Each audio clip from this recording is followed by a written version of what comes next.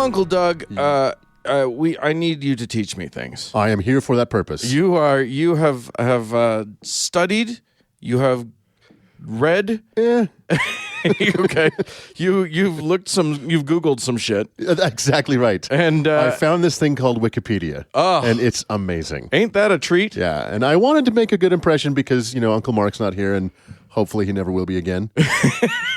Who needs him? I don't need him.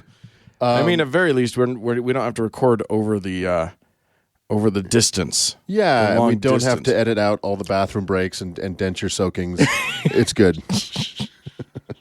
Oh, that man is not here to defend himself. He's not, because we're on the second floor. He'd never make it. Oh, he's so old. Boom, baby, boom. Well, technically, you're now the old one on the show. Then that's Uh-oh. Damn. Uh-oh. All right, what are you going to tell us about? Well, I thought I'd take us to a different time and place to meet the Manson family. Oh. The lovely and happy Manson family. And we're not talking Marilyn. We're not talking the sitcom by the same name either. Was there a Manson family? What? I don't know if there was. was. There should be. What was the family one? The Addams Family. The Manson family. Actually, not far away. Pretty close. Yeah. So I'm going to take us back to 1934 to the birth of one Charles Manson, who was born originally Charles Millis, M-I-L-L-E-S. I don't know if it's Millis or Miles. Oh. Charles Millis Maddox. Maddox? And he wasn't a Manson? He wasn't a Manson. His mother's maiden name was Manson, which he eventually took on, but he was born officially on the documentation as Maddox. Okay. And this guy was born in 1934 in Cincinnati, Ohio.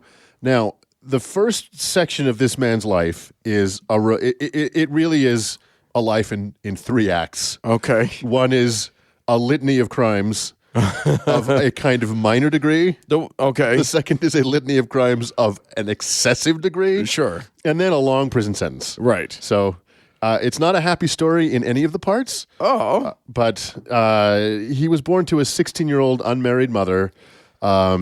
He probably never met his actual father. His stepfather called himself Colonel Walker Henderson Scott Sr. Oh, wow. The colonel was simultaneously a con man and not a colonel. Was he could have been a colonel in that sort of southern sense of colonel, where perhaps where people like chicken purveyors, like your Colonel Sanders's, decide to just assign themselves a rank, or Major Garrett on Fox News. He's not a major. I found that out. So his father found out his 16-year-old girlfriend was pregnant and vanished. He was called up for service, so to speak. His mother was a 24-karat alcoholic. In 1939, after a prolonged drinking binge, Manson's uncle, his mother's brother, and his girlfriend attempted to rob a friend of theirs they thought was wealthy, and were incompetent, got caught. She was given house arrest because of the child. His aunt and his uncle and girlfriend went away for the rest of his life. I never really saw them again. So this was kind of the pattern that would mark the early life of Charles Manson, was an astounding amount of petty crimes. Sure. I mean, I couldn't, if I wrote the list, it would be more than 3 or 4 pages long. Wow. Of just petty crimes, theft. I do. If nothing else, let the lesson of this story be, listeners, find out beforehand if your friend is wealthy, if you're going to rob them. That is the moral of the story. We could end the segment right now. At very least, be sure about their wealth. Don't just go in there thinking maybe they got some money. Right. Bite the gold coin. That's how you know. Manson was sent to a Catholic school for troubled youth. He escaped. He began committing petty crimes. He robbed stores at night to pay for an apartment. He was caught and sent to a facility called Boys Town, where he and another boy broke out, stole a car and a gun, went on a spree. He was caught again and sentenced to a more serious youth facility. All of this before he was 13 years old. Holy shit. Holy shit. That's boy, that is a 1970s coming of age movie right there. What's the merit badge for crime spree? Right. He bounced around a bunch of youth prisons, and in that time he developed what he called the insanity game, where he would flail his arms wildly and screech and groan when he was outmatched physically by older, more dangerous boys. Okay. So it was kind of his way of, avoiding a fight. confusing his enemy. Right. And he would come to use that later in life. Well, yeah, it seems like he became like expert level at the insanity game. Exactly. So when I was a very young boy, I used a similar game to escape my older brother's privations. I called it going limp. Okay. And I would just give up, fall limply upon the floor, and they would just tire of punching me for a while. Little baby dog. That's right. I'm so sorry. It worked like a charm. Yeah. And one of those older brothers used to host this show. Before he was kicked off for being a dick. The day before the statute of limitations ran out. As you might expect, things got worse. In 1952, Manson was caught raping another inmate with a knife. Oh, my God. Not with a knife, but at knife point. At knife point, There's a right. distinction. He held the person, he Yes. compelled them with a knife. Compelled them with a knife. He also committed various other offenses in prison, which at the time included homosexuality and other violent offenses. He did eventually get out of prison and got married, but unsurprisingly found his way back to prison, leaving his pregnant wife alone. When she took up with another man, he became enraged and tried to escape from prison 2 weeks before he was supposed to be released. Oh, my God. And so he was sentenced to another 5 years. In 1958, he got out of prison and immediately fell back into theft, pimping underage girls, and passing bad checks. He remarried another young girl who, along with another girl, he was pimping across state lines and in Mexico, which is a federal crime, Yeah, well. leading to his arrest and a 10-year sentence. I like that you talk about, well, that one was a federal crime, as though he's like, seems to care about the law exactly. in any way. Well, the only distinction is, and you read this litany of his crimes, you're like, how the hell did this guy keep getting out or not getting incarcerated? The laws were a little, what don't we call them, lax or kinder at the time. But the distinction was the federal crimes carried much higher sentences. So all of his prison time was mostly on the back of his federal crimes. Okay. So he in prison after his 10-year sentence for pimping, he learned to play the steel guitar, which would come in very handy in his in his later life. And he also dabbled in Scientology. Oh, wow. What could go wrong? No, nothing. By the time his sentence was up in 1967, he had spent half of his life in prison, and he actually asked if he could stay. At this point, he's like, you know what? I'm going to be back here anyway. Right. You might as well just save the. We don't need to go fees. through all of the nonsense. Let's just, you guys feed me 3 squares a day and we'll call it good. Exactly. Ironically, he was denied that motion and was kicked out of prison. At that point, he moved to Berkeley and began playing the steel guitar on the street and begging for money. And that's kind of how he started to fund his lifestyle. I wouldn't say he was a reformed person, but he found a different avenue for his for income. Yeah, sure. He met a young woman named Mary Bruner and moved in with her, and before long, he had 18 women living with him in that apartment. Now, Damn, that is an effective fella. there is a mystery to this story that no one has been able to fully understand up until now, is his ability to ensnarl young women. Yeah. There's something to be said for the fact that he was doing this in literally the summer of love in 1967. Sure. In the Haight-Ashbury district, which would be ground zero for ensnarling young women. Right. In probably all time. But he had a way of, men and women, but particularly women, of bringing them under his spell that psychologists and writers have puzzled over ever since. And pickup artists the world over. Pickup art, exactly.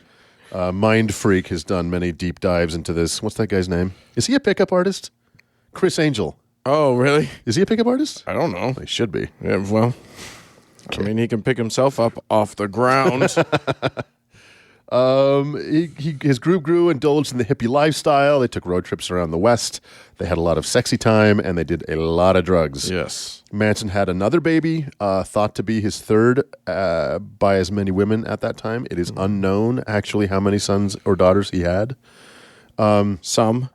More than a few. He had some. He had some. It was at this time that, by a very weird circumstance, they fell in with Dennis Wilson of Beach Boys fame. Oh, sure. Yeah, they basically, he met a couple of Manson's girls, and Manson kind of used them to shoehorn himself into this guy's life. I mean, here's the thing.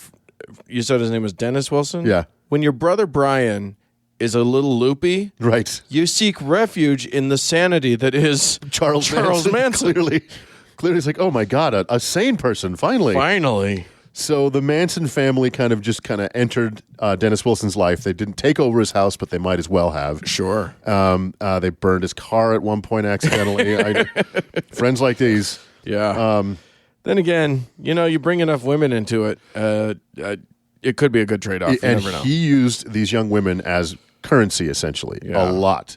And by all accounts, including their own, it was not coercive. Right. And because many of them spoke on the record subsequent to what happened next. Sure. They moved into a couple ranches in California. The family did. This is what the cult began to call itself. The family. And they at times would pay for rent in these ranches with sex. Sure. The young girls giving themselves up for rent. Yeah. Also at this time, and this is my favorite part of the story, if there could be a favorite part, is when they first heard the Beatles' White Album. Sure. Which I'm going to play right now in its entirety. Nope, you're not. No? We cannot afford that. Not just the first half? Nope. You're gonna. It's really going to cramp my style in the rest of the story. You can sing all of it. Okay. Just start with the instrumentals. Me. Manson believed the Beatles were trying to communicate with him through this album. And again, these guys were doing a lot of LSD. Right, sure. I mean, technically, the Beatles were trying to communicate with all of their listeners with that album. So he's true. not wrong. He's not wrong. I He's agree. just taking it more personally than maybe he ought. And I don't know if the message that he took from that communication was what the Beatles had intended. Sure. But what he thought the Beatles were trying to tell him about was the upcoming end of days, which would be kicked off by a race war, which he called Helter Skelter after the Beatles song, which I will now play for you in its entirety. We will not be listening to any. This is really hard. Nieces and nephews, you can go and find these on your audio devices of choice and listen in your own time. Okay. I mean, you're really missing out on this part of the story, but that's okay. They even believed the song Blackbird was a direct communication to Charles Manson that now is the time to try and spark the race war. I will now play the song Blackbird in its entirety. Okay. I'll allow it. This time I'll allow it. Which, if you have heard that song, it is one of the most sweet, calm. It couldn't lovely. possibly be interpreted as "let's start a race war." Exactly. It's just a very nice, pleasant song. It's and so anyway, there's a couple lines in that about take these broken wings and learn to fly. That he's like, So again, a lot of LSD. Yeah. Well, and also clearly, as we'll continue to learn, he's got a real mind for this stuff. It's not just the LSD. I think there had to be something just really good personally happening inside of him. This background brought him to this point. Yeah. I agree. So Manson committed the first known murder in 1969 when he shot a black drug dealer he owed money to named Bernard Crowe. Now, this murder was a murder of necessity. Again, it wasn't part of any larger narrative that we're aware of. This was a guy he owed money to. His only salute, he tried to parlay sex, didn't work, so he killed him. He then he and several of his family members went and held a guy named Gary Hinman hostage for several days, trying to get him to hand over his stocks and bonds before Manson ordered him stabbed. And wow. Yeah. And stocks and bonds. Stocks and bonds. Honestly, that's a weird request. Like when you're robbing a guy, I have him liquidate. Don't have him sign over the bonds themselves. Look, I have tried more than once to sell some bonds at a pawn shop, and it didn't go well. The pennies on the dollar is all I got. Frankly, what you know what? More thieves. Maybe we're looking at this wrong. More thieves need to go into investment theft. Exactly. Oh. So they stabbed this guy, and then this is kind of where they began trying to spark the race war. They used his blood to paint "Political Piggy" in blood on the wall, and they also drew a panther paw. Okay. And that was they were trying to. They actually did. They had complicated views on race. They weren't really avowedly racist, but they believed that the end of days would be sparked by a race war. It's like the Christians and the Jews in Israel right now. Yeah. We'll make sure you have Israel, I'm not going to tell you what the next part is, Right. but it's really important to me that happens. Right. We support you Jews now. right up until For now. another thing happens. Yeah. Don't worry about it. No big deal. Okay, so the next piece is really where the rubber meets the road. Again, it is unknown how Manson got his followers to follow him so, down the fucking rabbit hole like they did. His belief system was this amalgam of Christian millennialism. He claimed to be an incarnation of Jesus Christ. He claimed that his followers were incarnations of the first Christians. He believed that Satan and Jesus would reconcile in the last days and judge the world together. Oh, cute. And then he also had some Scientology sprinkled in there for good measure. Right. Because honestly, what could go better than some Xenu? Right. And did I mention the LSD? So on the night of August 8th, 1969, Manson directed one of his followers named Watson to take Sarah Atkins, Linda Kasabian, and Patricia Krenwinkel to the home of a person named Melcher and kill everyone there. What was the last name you said? Melcher. No, Patricia. What? Krenwinkel? Krenwinkel. I was gonna. Okay. Well, I was just about to say that I think you're making her up, but eventually we're gonna get to someone named Squeaky Frome. I'm guessing. Yeah, we are actually. Never mind. All the names are stupid now. Jeez. So the family members proceeded to kill the 5 people they found there. Actress Sharon Tate, who was 8 months pregnant, who was living there at the time. Holy shit. Jay Sebring, Abigail Folger, and this one's always been really hard for me, Wojciech Frykowski, and Stephen Parent, who was visiting. They wrote pig in blood on the front as they left. These were shockingly brutal murders. They would actually be shockingly brutal murders today. Each victim was stabbed multiple times. Sharon Tate was stabbed in the belly multiple times. Some of the victims didn't die instantly and pulled themselves across the floor in their own blood, and it was tremendously gruesome.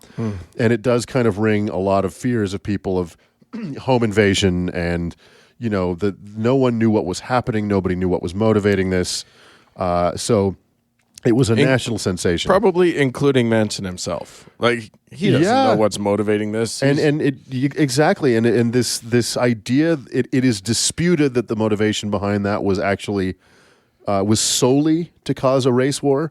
But what the full spectrum of motivations remain, and probably always will remain, a mystery. So were they trying to pin these murders on black people? On how did they? What effort did they make to make it be pinned on the people of color? So the painting of the words, in the blood of the words pig, piggy, and the leopard's paw, the panther paw, like Black Panthers.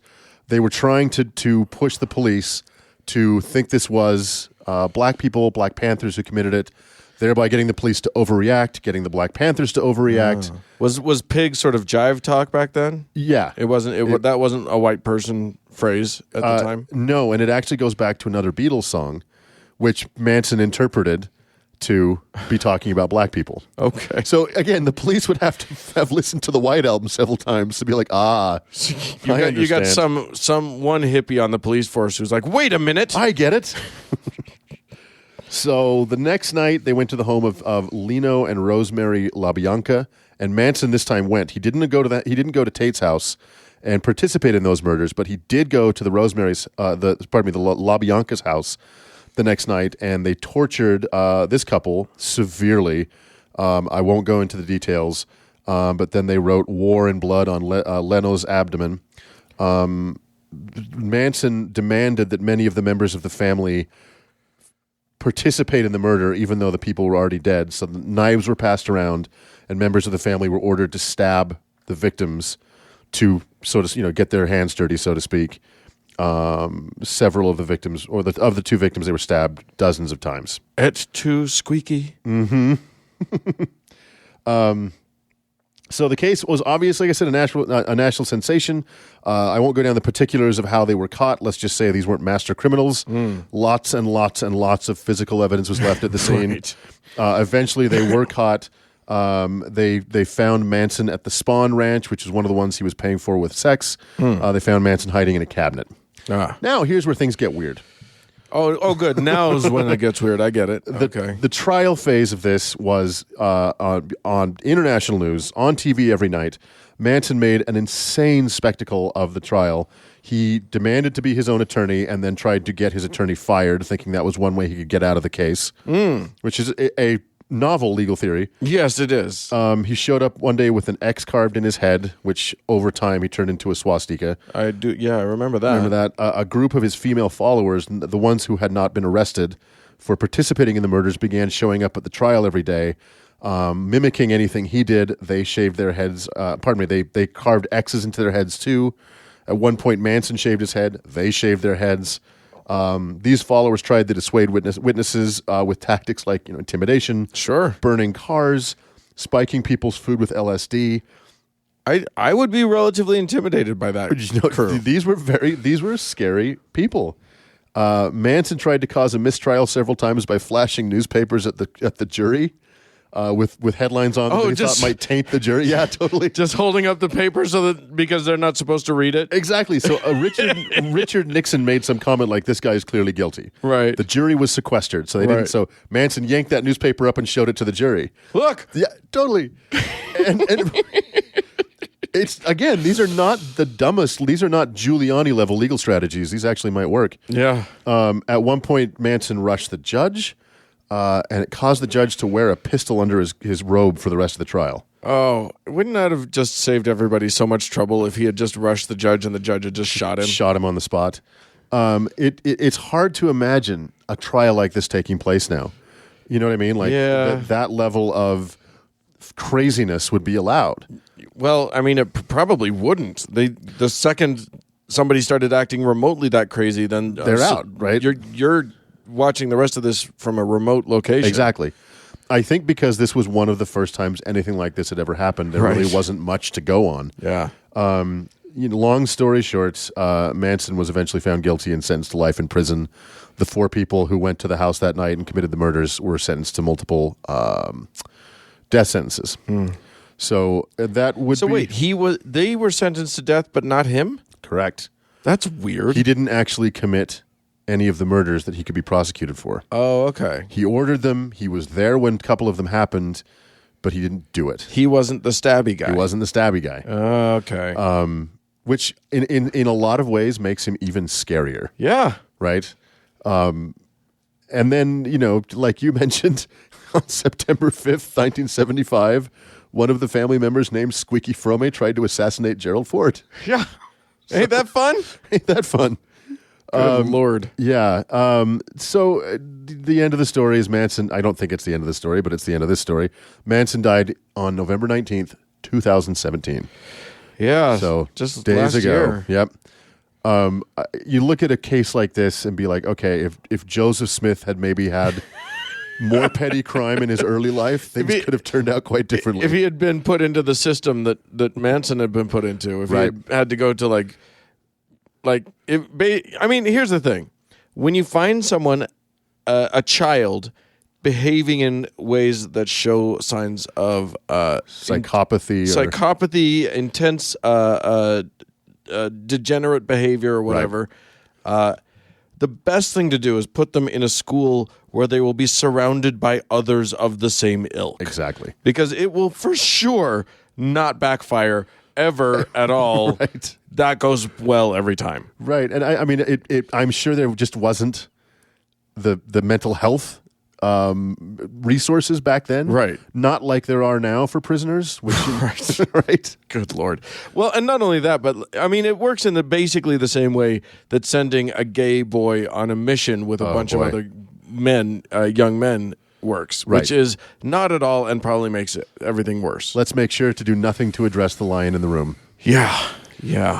Well, but he worked out something special. Well, there's your Charles Manson family. Well, and if you and the trick of it is that it's when the religion elements get involved that it becomes really scary. Because before that, it's just like, petty crimes and sexy times. Right. And so what if it was just LSD and steel guitar and underage sex, would the story have ended the same way?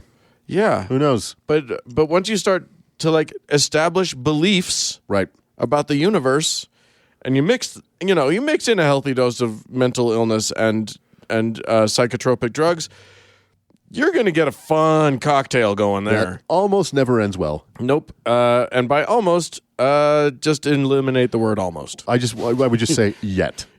so far. So far. There will come a time. Jesus is coming back at some point. Well, of course he is. All right. Well, thanks for that, Uncle Doug. That Moving was on. depressing.